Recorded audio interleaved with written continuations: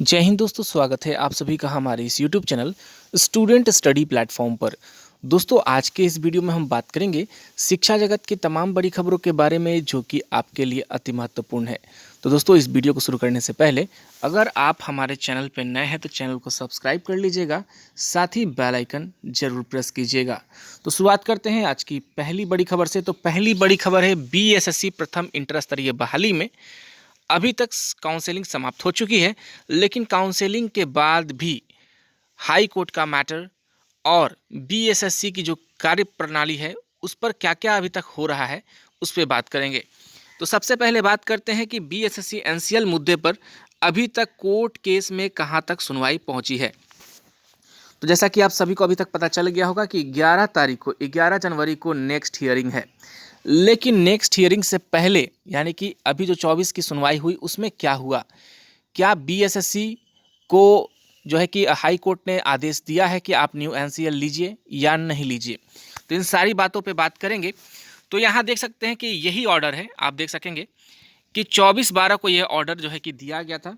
देखिए यहाँ पर 24 दिसंबर 2021 heard miss Alka Verma the learned advocate for the petitioner and miss Prachi Pallavi the learned advocate for the staff selection commission Bihar Patna. तो दोनों की तरफ से पिटिशनर हो या रिस्पोंडेंट हो, दोनों की तरफ से वकील थे, जिसमें पिटिशनर बोले तो बीएसएससी कैंडिडेट्स की तरफ से जो है कि अलका वर्मा और स्टाफ सिलेक्शन कमीशन की तरफ से मिस प्राची पल्लवी। तो यहाँ देख सकते हैं कि इसमें सारी बातें बताई गई कि बीसी ईबीसी कैटेगरी के जो है कि कागज मांगे जा रहे हैं 5765, जो यहाँ पर डॉक्यूमेंट नंबर था 11 तारीख को जो बीएसएससी ने जारी किया था। तो इसके हिसाब से इन्होंने यहाँ पर देखिए, लास्टली हम चलते हैं तो लास्टली आपको एक बात समझा दूँ कि लास्टली जो लाइन में लिखा है पूरे बढ़िया समझिएगा इस चीज़ को। यहाँ देखिए, यहाँ लिखा है कि the staff selection commission shall not insist for the caste certificate of the year 2014 और 2016 as the case may be from the candidates. तो कहने का मतलब है कि स्टाफ सिलेक्शन कमीशन जोर नहीं दे सकती है। क्या लिख रहा है कि शैल नॉट इंसिस्ट, इंसिस्ट का मतलब होता है जोर देना, तो 14 और 16 वाले के लिए जोर नहीं दे सकते हैं। और सबसे बड़ी चीज़ कि any final decision taken by the respondents in this regard shall be subject to the outcome of present writ petition. तो देखिए, एक चीज़ और बातें कही गई हैं कि रिजल्ट भी आप जो है कि अभी जारी नहीं कर सकते, आप कोई फाइनल डिसीजन नहीं ले सकते, क्योंकि जब तक इस रीट पिटीशन का कोई आउटकम नहीं आता, मतलब कहने का मतलब कि जब तक ये केस की सुनवाई फैसले नहीं आ जाते तब तक आप कोई फाइनल डिसीजन नहीं ले सकते। यहाँ देखिए, any final decision taken by the respondent, respondent कहने का मतलब हो गया स्टेट ऑफ बिहार या स्टाफ सिलेक्शन कमीशन, तो ये कोई फाइनल डिसीजन नहीं ले सकते इस चीज़ को लेकर के। कौन चीज़ को लेकर? तो this regard shall be subject to the outcome of the present writ petition, मतलब कि जो वर्तमान में जो रिट पिटीशन दायर किया गया है, रिट याचिका दायर की गई है, केस दायर की गई है, इसके जब तक आउटकम नहीं आते हैं, मतलब फैसला नहीं आता है, तो कोई फाइनल डिसीजन नहीं लिया सकता। इसका साफ मतलब है कि 11 से पहले कोई मेरिट लिस्ट आपको नहीं दिया जाएगा। ये बातें आपको समझ में आ गई। अब देखिए, अब इसमें इस केस में और क्या क्या हुआ। तो देखिए, 24 तारीख को जो सुनवाई हुई थी, उस 24 तारीख का जो मैंने वीडियो देखी, इस वीडियो के पहले वाले वीडियो में आपको मैंने अपलोड कर दिया है, कोर्ट की सुनवाई कैसे हो रही थी, जिसमें मिस अलका वर्मा है, माननीय उच्च न्यायालय के जज हैं आशुतोष कुमार जी। तो उसमें आपने देखा होगा, अगर बहुत लोगों को समझ में नहीं आई होगी क्योंकि इंग्लिश वगैरह में बात हुई है, थोड़ी सी प्रोनाउंसिएशन के कारण से जो है कि बहुत सारे छात्रों को समझ में नहीं आ रहा है। हालांकि कुछ लोगों ने समझाया भी है, मैंने देखा भी। उसमें जो है कि जज साहब ने ये बोला कि बीएसएससी की तरफ से कोई अवेलेबल नहीं है, इसलिए सुनवाई नहीं की जा सकती। तो देख सकते हैं कि उसमें 12 बजे 12:30 बजे का टाइम मांगा गया था, लेकिन जज साहब ने उसमें कहा है कि 4 बजे तक का समय है, आप जो है कि बात कीजिए और बात करके वो जो है कि यहाँ पर अवेलेबल करवाइए। तो ये सारी चीज़ें हुई, लेकिन फाइनली बीएसएससी की तरफ से कोई एक जो है कि कहते हैं ना कि वो जो उनके वकील वगैरह थे, तो वकील वगैरह ठीक से सुनवाई में भाग नहीं लिए। कहने का मतलब है कि बीएसएससी साफ इस केस की सुनवाई में भाग नहीं ली, जिस कारण से जो है कि हालांकि एक जो है कि वकील आपको मैंने दिखाया, प्राची पल्लवी करके हैं, उन्होंने भाग लिया, लेकिन इसमें पूरी सुनवाई नहीं हो पाई। तो इसमें जो है कि हाई कोर्ट के जो जज थे, उन्होंने यहाँ लिखा है कि let counter affidavit in this case be filed positively on or before the day next date. तो देखिए, काउंटर एफिडेविट कहने का मतलब है कि जैसे ही छात्रों ने जो केस किया, तो छात्रों ने केस किया, छात्रों ने अपना पक्ष रखा, लेकिन आयोग अपना पक्ष अब रखे पॉजिटिव वे में। देखिए यहाँ पर लिखा है पॉजिटिव वे में, यानी कि वो पॉजिटिव वे कहने का मतलब ऐसा नहीं कि छात्रों को बरगला के करें या झूठ सच का, जो भी खबर हो, जो भी चीज़ें हैं वो सच्चाई हो, पॉजिटिव वे में हो। और कब तक? बिफोर द नेक्स्ट डेट, यानी कि 11 जनवरी से पहले बीएसएससी आयोग हाई कोर्ट में अपना बात रखे, अपना affidavit, let the counter affidavit. Counter affidavit कहने का मतलब होता है कि जब बच्चों ने जो है कि केस दायर किया, एफिडेविट दिया अपना, तो उसी के काउंटर करने के लिए, मतलब कि अब आयोग उस बात को काट करे, काउंटर करे या पक्ष रखे अपना, तो उस काउंटर एफिडेविट को नेक्स्ट हियरिंग डेट से पहले आयोग जो है कि हाई कोर्ट के सामने रखेगी। तो कुल मिलाकर देखा जाए, एक लाइन छात्रों के पक्ष में दिखता है, एक लाइन जो छात्रों के पक्ष में दिखता है कि कोई जो है कि ज़बरदस्ती नहीं है, कोई जोर नहीं देना है, आपने देख लिया यहाँ पर। तो ये एक अच्छी खबर है, पॉजिटिव साइन है। लेकिन सबसे बड़ी चीज़, इतने में आपको खुश नहीं होना है। बहुत जगह मैंने देखा है कि बहुत लोग खुश हुए कि हम केस जीत गए, हम केस जीत गए। केस की जीत तभी संभव होगी जब तक, जिस प्रकार से ये नोटिस आया है ना हाईकोर्ट की तरफ से, ये नोटिस जब तक लिख नहीं दिया था कि आयोग को ये मानना होगा कि 2014 के बाद या नए जो एनसीएल है वो ला करके छात्र देते हैं, तो उन्हें आपको स्वीकारना होगा। ऐसा अगर जो है कि जजमेंट आ जाता है, तभी आपकी असली जीत होगी। ये 2 लाइन लिखने से नहीं होता। ये 2 लाइन लिखने का साफ मतलब है कि आपने जो केस चीज़ के लिए किया था, जो सबूत आपने दिए थे, उसी सबूत के आधार पर कहा गया कि आप जोर मत दीजिए, ठीक है। तो इसलिए केस अभी आपकी फाइनल नहीं हुई है दोस्तों। केस के लिए आयोग के खिलाफ, आयोग की कार्यशैली पर अगर आपने जो है कि ये सबूत दिखाकर उंगली उठाई है, तो जीत तभी सुनिश्चित होगी जब आप एकजुट रहेंगे।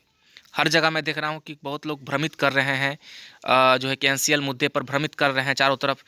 महिलाएं भी इसमें शामिल हैं, मैं बोलना नहीं चाहूँगा, लेकिन महिलाएं भी इसमें शामिल है, छात्रों को भ्रमित कर रही हैं, कह रही हैं कि नहीं आप केस गलत कर रहे हो। तो इस प्रकार की चीज़ों से आप जो है कि दूर रहिए। और हालांकि इस वीडियो के माध्यम से सारी बातें मैंने आपको समझा दी केस को, मैटर को लेकर के। अगर कोई भी सवाल आपको रहेगा इस केस से संबंधित, आप सवाल बेझिझक पूछिएगा, मैं बताने से हिचकूंगा नहीं। तो चलिए बात करते हैं अगली खबर पर। तो देखिए अगली खबर है 46,927 प्रधानाध्यापक और प्रधान शिक्षकों की नियुक्ति का प्रस्ताव बीपीएससी को भेजा गया। तो देखिए यहाँ पर जो प्रधानाध्यापक, प्रधान शिक्षकों की नियुक्ति का प्रस्ताव था वो बीपीएससी को भेजा जा चुका है। अब बीपीएससी इस संबंध में बहाली निकालेगी। तो यहाँ देख सकते हैं कि 2009 के बाद उत्क्रमित 6,421 माध्यमिक और +2 स्कूलों में प्रधानाध्यापकों और प्राथमिक स्कूलों में 40,506 प्रधान शिक्षकों की नियुक्ति के लिए बीपीएससी आयोग को अधियाचना सोमवार को भेज दी गई है। अब बीपीएससी परीक्षा के जरिए इन रिक्त पदों के जो है कि चयन किया जाएगा और इसके बाद उनकी नियुक्ति की अनुशंसा शिक्षा विभाग को भेजेगा। तो देखिए अच्छी खबर आ चुकी है। प्रधानाध्यापक, प्रधान शिक्षकों की जो बहाली है उसको लेकर जो है कि बीपीएससी को शिक्षा विभाग की तरफ से अनुशंसा कर दी गई है। सामान्य प्रशासन विभाग की तरफ से अधियाचना भेजी जा चुकी है। अब इस बहाली को कंप्लीट कराकर बीपीएससी को शिक्षा विभाग को सौंपना है। तो समझिए कि ये बहाली बहुत ही जल्द निकलने वाली है और इस बहाली का विज्ञापन बीपीएससी के माध्यम से आपको बहुत जल्द देखने को मिलेगा। तो ये एक अच्छी खबर है। कितना मूल वेतन होगा प्रधानाध्यापक का इस बहाली के अंतर्गत? तो जानकारी के मुताबिक प्रधानाध्यापक का मूल वेतन 35,000 रुपये तय किया गया है, यानी कि मूल वेतन बेसिक पे जो है कि 35,000 रुपये होगा। महंगाई और दूसरे भत्ते जोड़ने के बाद इनका वेतन 50,000 के आसपास आंका गया है, यानी कि 50,000 के आसपास इनका वेतन, जो अगर बात करें जो है कि डीए वगैरह हो और भी जो अदर अलाउंसेज हैं। प्रधान शिक्षकों का मूल वेतन 30,500 है, तो प्रधानाध्यापक का 35,000, प्रधान शिक्षकों का 30,500 है और इनका भी जो है कि विभिन्न अलाउंसेस को जोड़े, भत्ता को जोड़े तो 40,000 के आसपास इनकी वेतन बनेगी। तो शिक्षक जो शिक्षा विभाग में जो प्रधानाध्यापक की जो नियुक्तियां हैं इसके लिए अच्छी खबर है। तो यहाँ देख सकते हैं टोटल जो है कि 46,927 प्रधानाध्यापक के पद हैं। उसके अलावा जो है कि यहाँ प्रधान शिक्षकों के पद हैं। तो एक अच्छी खबर है शिक्षा विभाग की तरफ से। तो अब शिक्षा विभाग की एक और बात कर ले तो प्रधानाध्यापक के बाद शिक्षकों के जो नियोजन है 28 जनवरी तक जो है कि शिक्षा विभाग ने काउंसलिंग कराने की बात कही है और चुने गए प्राथमिक शिक्षकों को फरवरी के अंतिम सप्ताह में नियुक्ति पत्र देने की भी बात कल लेटर के माध्यम से शिक्षा विभाग ने कह दिया है। तो देखिए यहाँ पर लिखा गया है कि फरवरी के अंतिम हफ्ते में चयनित प्राथमिक शिक्षकों की नियुक्ति के पत्र बांट दिए जाएंगे। शिक्षा विभाग ने सभी जिला शिक्षा पदाधिकारी को पत्र जारी कर दिया है कि फरवरी के तीसरे सप्ताह तक अभ्यर्थियों के शैक्षणिक और जो है कि यहाँ पर देखिए शैक्षणिक प्रमाण पत्रों की जांच पूरी कर ली जाए। अपर मुख्य सचिव संजय कुमार ने 28 जनवरी तक काउंसलिंग जो है निपट लेने की बात कही है। अगर सत्यापन में देरी हुई तो उस जिले के संबंधित जिला पदाधिकारी जवाबदेह माने जाएंगे। तो इस लेटर में ये भी बातें कही गई हैं कल कि अगर काउंसलिंग में लेट होती है तो उस संबंधित जिले, जिस जिला में जो बहाली होनी है उस जिला के जिला पदाधिकारी जवाबदेह होंगे। तो ये एक अच्छी खबर है कि नोटिस के साथ साथ जवाबदेही भी तय कर दी गई है।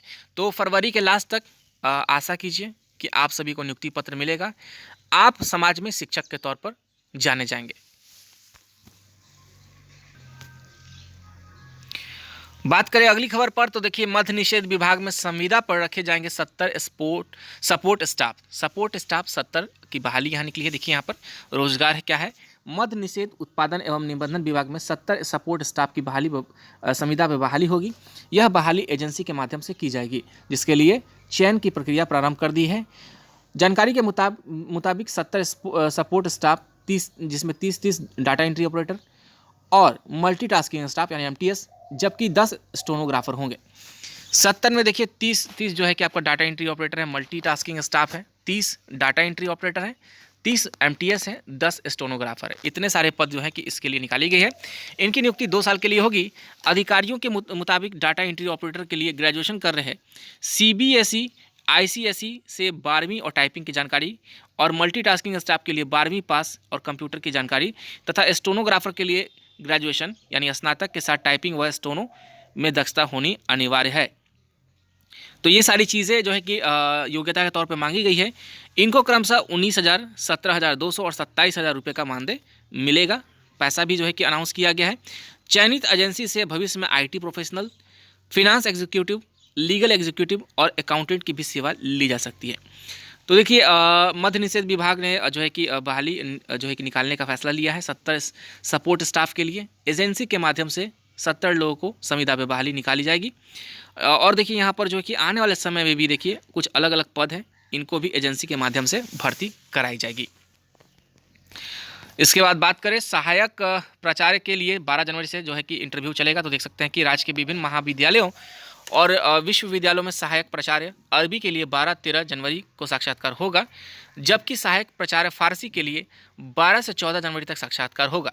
दोनों विषयों के साक्षात्कार 2 पालियों में सुबह 10:30 और 2:30 बजे से होगा। आयोग ने सहायक प्राचार्य अरबी के लिए 29 अभ्यर्थियों की सूची और उनके साक्षात्कार कार्यक्रम समेत सारी चीज़ें जो है कि अपने वेबसाइट पर जारी कर दी हैं। तो डेट अनाउंस हो चुका है सहायक प्राचार्य के लिए जो इंटरव्यू है।